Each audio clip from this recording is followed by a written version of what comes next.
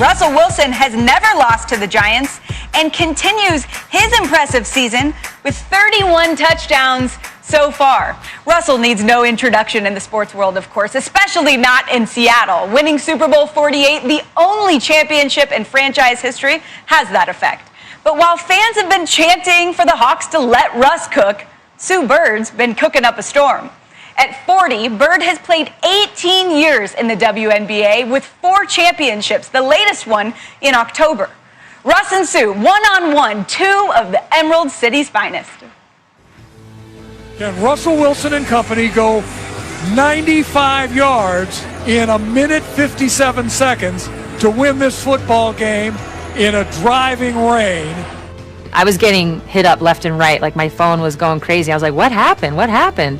And it was like, oh, Russell Wilson wore your jersey to his game. And I was like, oh, what?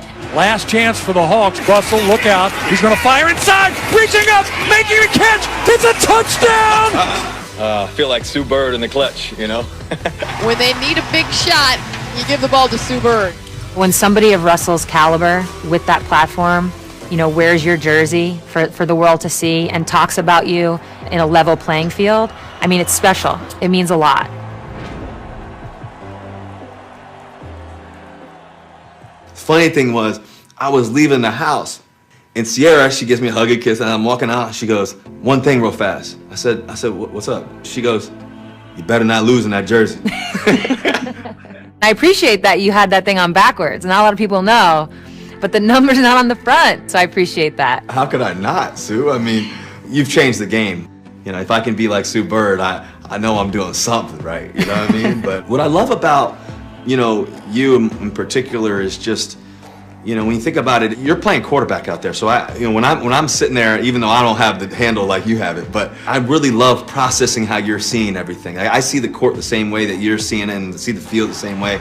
It's funny you say that because my college coach would talk about being a quarterback on the floor. You know, being that person who's kind of like the voice in the huddle, but is also having to then do in their mind like everybody else's jobs, because you have to predict, you have to see things, you have to, you know, monitor situations, you have to help your teammates.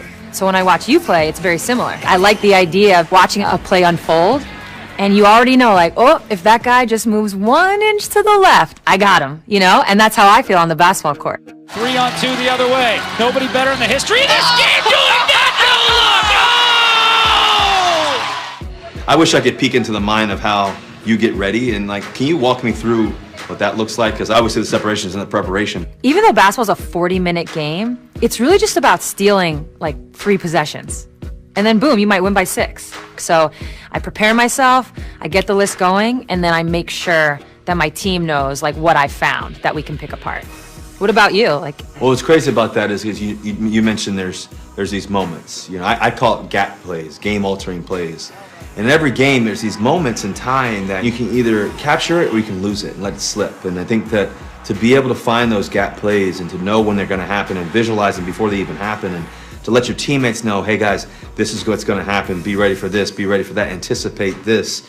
All that dialogue and that concentration throughout the practice the day before, or even the day of, or even in that moment, right then and there, and to feel that moment is what's, I think, makes it really special. My favorite part is like the got him moment, where like you prepared for something, you kind of knew it could happen, it happens, your team executed, you're like, got him. Yep.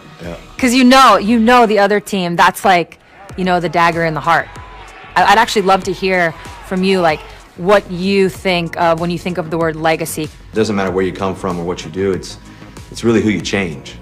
Anytime you walk into a room, anytime you walk into a place, can you leave it better than when you got there? And I think that's something that's really important in terms of legacy. We all have different significance. We all have significance though, and there's something there that you can always leave, and there's always a place of impact for you. Hopefully I can leave a legacy that I gave people a hope that they could surpass any of their dreams that they've ever had. Our country's work is not anywhere close to done. We need a change, and we need it now. Our return must be part of the fight for justice. Our return is our turn to stand up for what's right. When I came in the league, there weren't too many African-American quarterbacks, especially starting.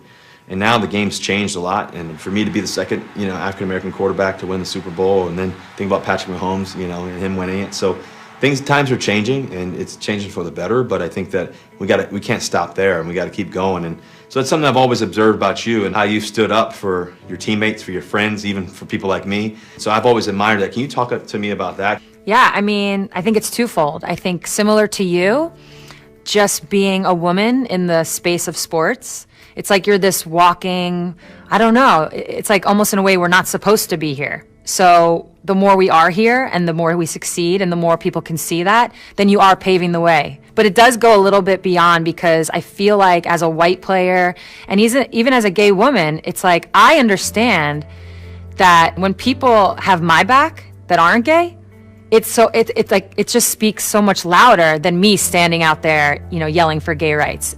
So for me, this summer with the WNBA, to be a white athlete speaking out about Black Lives Matter, I knew there was an importance of that. I also knew there was times that I needed to just listen and learn, but the moments that presented themselves where I needed to be vocal about it, I knew that my role was really important as somebody who wasn't Black. And it's almost like once you get a taste of the change that you can possibly make, you don't want to stop. You want to keep going. You want to continue to pave the way.